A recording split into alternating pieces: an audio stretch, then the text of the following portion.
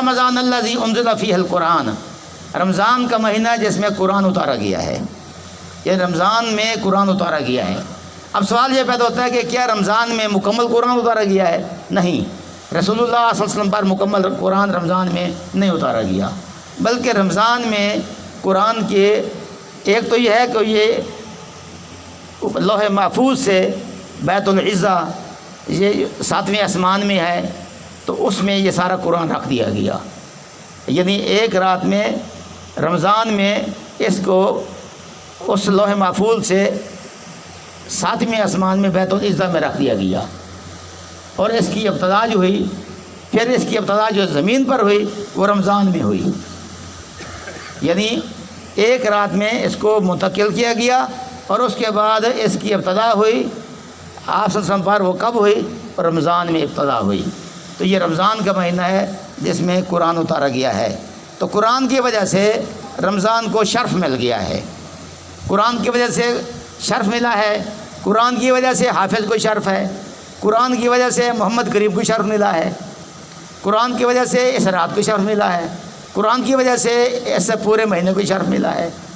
اب جو قرآن سے جتنا زیادہ وابستہ ہوگا اس کا اتنا شرف بڑھتا جائے گا، یعنی جو آدمی قرآن سے جتنا وابستہ ہوتا جائے گا، جو قرآن کو جتنا پڑھے گا، جو قرآن کو جتنا سمجھے گا، جو قرآن سے جتنی محبت کرے گا۔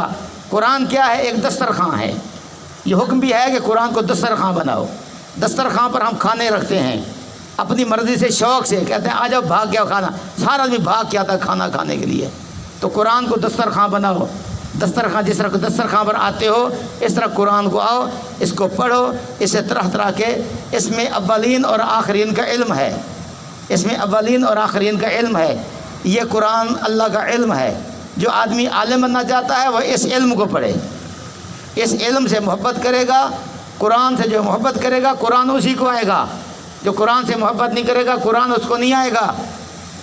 اس کی محبت کیا ہے؟ اس کی تلاوت ہے، اس کی محبت ہے اس کو سمجھنا ہے، اس کی محبت ہے اس پر عمل کرنا ہے، یہ قرآن کی محبت ہے۔ تو یہ رمضان کا مہینہ ہے جس میں قرآن اتارا گیا۔ ہدی للناس، یہ قرآن لوگوں کے لیے ہدایت ہے، قرآن لوگوں کے لیے ہدایت ہے۔ وبینات من الہدی، اور ہدایت کے دلائل ہیں، یہ قرآن لوگوں کے لیے ہدایت ہے، اور یہ حق و باطل، یہ قرآن ہے کہ ہدایت بھی دیتا ہے اور اس میں دلائل بھی ہیں ہدایت کے۔ والفرقان، اور قرآن جو ہے یہ حق اور باطل کے درمیان کسوٹی ہے، جو قرآن کو پڑھے گا، قرآن کو سمجھے گا، قرآن سے محبت کرے گا، اسے اس منہج پر سمجھے گا جس منہج پر صحابہ نے سمجھا ہے، اس کو سمجھے گا جیسے محمد کریم نے سمجھا ہے، اس کو سمجھے گا جیسے صحابہ کرام نے سمجھا ہے، اس کو سمجھے گا جیسے صحابہ کرام کے شاگردوں نے سمجھا ہے، پھر یہ قرآن حق اور باطل کی تمیز بن جائے گا۔ جب اس کو سمجھے گا تو اللہ تعالیٰ انسان کے دل میں ایک معیار رکھ دے گا، پھر انسان غلط اور صحیح کو پہچان سکتا ہے۔ جو قرآن کو سمجھے گا، اس پر عمل کرے گا، تو پھر حق اور باطل کے درمیان یہ شخص تمیز کرنے والا بن جائے گا۔ جو اس کو نہیں سمجھے گا وہ قرآن اس کی کسوٹی نہیں بنے گا۔ تو قرآن حق اور باطل کے درمیان کسوٹی بھی ہے، اس میں ہدایت کے دلائل بھی ہیں، اور یہ ہدایت کی باتیں ہیں لوگوں کے لیے۔ فمن شاہد منکم الشہر، لہذا جو شخص تم میں سے اس مہینے کو پائے، کس مہینے کو؟ جس مہینے میں قرآن اترا ہے، جو اس مہینے کو پائے، فلیصمہ، اس کو چاہیے کہ روزے رکھے۔ جو تم میں سے اس رمضان کے مہینے کو پا لیتا ہے وہ اس مہینے کے روزے رکھے، کیونکہ اس مہینے میں قرآن اترا ہے۔ قرآن کے نزول کی وجہ سے اس مہینے کو اللہ نے قدر و منزلت عطا کی ہے۔ اگر تم بھی قدر و منزلت لینا چاہتے ہو، اللہ کے قریب ہونا چاہتے ہو، اس قرآن سے وابستہ ہو جاؤ۔ رسول اللہ صلی اللہ علیہ وسلم کا یہ معمول تھا، ہر سال دور کرتے تھے۔ آپ جس سال فوت ہوئے ہیں رمضان میں جبرائیل کے ساتھ 2 دور کیے ہیں، ہر سال ایک دور کرتے تھے۔ معلوم ہوا کہ پورے مہینے میں جبریل کے ساتھ جو پہلے اتر چکا ہوتا تھا وہ دور کیا کرتے تھے، 1 منٹ میں فوراً ہی پڑھ لیا کرتے تھے۔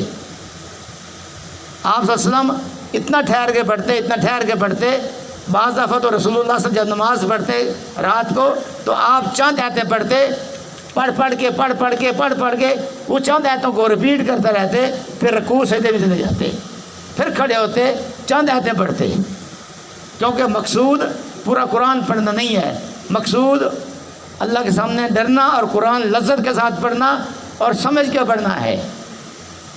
تو میں نے پہلے بتایا ہے یہ بہت بڑا المیہ ہے۔ ہم قرآن تو پڑھ لیتے ہیں، مدارس میں قرآن پڑھایا جاتا ہے لیکن ترجمہ نہیں پڑھایا جاتا۔ قرآن کا حفظ کرنا وہ فرض نہیں ہے جو قرآن کا سمجھنا فرض ہے۔ اگر میں حفظ نہیں کرتا میں کافر نہیں بنوں گا، اگر میں گمراہ نہیں ہوں گا، لیکن میں اگر قرآن مجید کو نہیں سمجھتا مجھے میری گمراہی کا خطرہ ہے۔ یہ فضیلت ہے، حفظ کرنا اللہ کے ہاں بڑی فضیلت والی بات ہے، لیکن اس سے بڑھ کر فضیلت یہ ہے کہ قرآن کو سمجھا جائے کہ قرآن کہتا کیا ہے، حلال و حرام کے بارے میں کیا کہتا ہے۔ یہ اللہ کی کتاب ہے، ہم اس کو سمجھ کے نہیں پڑھتے۔ تو فرمایا جو آدمی رمضان کو پائے اس کو روزے رکھے، ومن کان مریضاً، اور جو شخص بیمار ہو، او علی سفرن، یا سفر پر ہو، فعدۃ من ایام اخر، وہ دوسرے دنوں کی گنتی پوری کرے۔ یرید اللہ بکم الیسرا، اللہ تمہارے لیے آسانی چاہتا ہے، ولا یرید بکم العسرا، وہ تمہارے لیے تنگی نہیں چاہتا، ولتکملوا العدۃ، اور چاہیے کہ تم گنتی پوری کرو، یہ روزوں کی گنتی کو پورا کرو، وَلِتُكَبِّرُوا اللَّهَ عَلَىٰ مَا هَدَاكُمْ، اور چونکہ تمہیں اللہ نے ہدایت دی ہے تو اللہ کی کبریائی بیان کرو، تمہیں اللہ نے ہدایت دی ہے، اب اس کا تقاضا کیا ہے کہ تم زیادہ سے زیادہ اللہ کی بڑائی بیان کرو، اللہ کے آگے جھکو، تسبیحات، تکبیرات، نمازیں، روزے، جتنا ہو سکتا ہے کہ اللہ کی، یہ اللہ کا سب سے بڑا انعام کیا ہے بندے پر؟ ہدایت دینا۔ قرآن میں اللہ فرماتے ہیں جنتی جب جنت میں جائیں گے کیا کہیں گے؟ الحمدللہ الذی ہدانا لہذا وما کنا لنہتدی لولا ان ہدانا اللہ، اللہ کا شکر ہے اس نے ہمیں ہدایت دی تھی، آج ہم جنت میں موجیں کر رہے ہیں، اگر وہ ہمیں ہدایت نہ دیتا ہم کبھی ہدایت نہ پا سکتے۔ تو سب سے بڑا انعام اللہ کا یہ ہے کہ بندے کو دین کی سمجھ عطا کرے، اور دین کی سمجھ میں سب سے بڑی بات یہ ہے کہ دنیا کو فانی اور آخرت کو باقی سمجھے اور آخرت کی تیاری کرے۔ تو اللہ تعالیٰ چاہتا ہے کہ میرے بندے میری کبریائی بیان کریں، وربک فکبر، اے نبی اپنے رب کی کبریائی بیان کر، وَلَعَلَّكُمْ تَشْكُرُونَ، اور تاکہ تم شکر کرو، اور تمہیں چاہیے کہ شکر بھی ادا کرو۔ وَإِذَا سَأَلَكَ عِبَادِي، اب قرآن کی آیتوں میں نزول قرآن کے بعد اب درمیان میں دعا کا مسئلہ اللہ نے بیان کر دیا ہے۔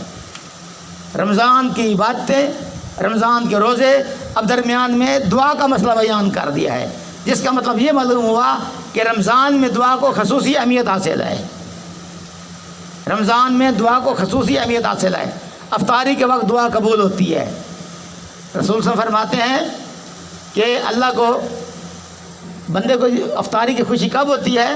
کہ ایک خوشی تو یہ ہوتی ہے کہ بندہ جب روز افطار کرتا ہے، اور دوسری خوشی بندے کو کب ملے گی؟ جب قیامت کے دن اللہ کے پاس جا کر اجر حاصل کرے گا۔ جب مزدور مزدوری کرتا ہے تو تگاری کو پھینک دیتا ہے، خوش ہوتا ہے میری دیہڑی کھری ہو گئی۔ جب افطاری کا وقت ہوتا ہے یہ خوش ہوتا ہے، اس نے غور کے ساتھ، محنت کے ساتھ، حفاظت کے ساتھ روزے گزارے ہیں، شام ہو گئی ہے، کہتا اللہ دن خیر سے گزر گیا ہے، میری دعا قبول کر، میری ریاضت اور میری جوہد اور میری محنت قبول کر۔ یہ خوشی کا وقت ہے۔ دوسری خوشی ملے گی بندے کو قیامت کے دن جب اللہ تعالیٰ بندے کو اس روزے کا اجر دے گا۔ اللہ کے رسول فرماتے ہیں، اللہ فرماتا ہے الصوم لی، روزہ میرے لیے ہے۔ ہر عمل کا اللہ نے اجر متعین کر دیا ہے، لیکن روزے کا جو اجر ہے اللہ نے اس کو متعین نہیں کیا۔ اس کا اجر اللہ تعالیٰ قیامت کے دن بندے کو دے گا۔ بندہ سوچ ہی سکے گا کہ اتنا بڑا مجھے اجر مل رہا ہے، چونکہ یہ عمل ایسا ہے کہ دیکھنے والے کو پتہ نہیں چلتا یہ روزے سے ہے، یہ اللہ کی رضا کی خاطر خاموشی سے سارا دن کھاتا پیتا نہیں ہے، جذبات کے باوجود بیوی کے پاس نہیں جاتا، خواہشات کے باوجود غیر عورتوں کو نہیں دیکھتا۔ اللہ تعالیٰ اس کی دلی عبادت جو ہے اس کا بدلہ قیامت کے دن اس کو راضی کر دے گا۔ یہ سب سے بڑا بدلہ اس کو قیامت کے دن ملے گا۔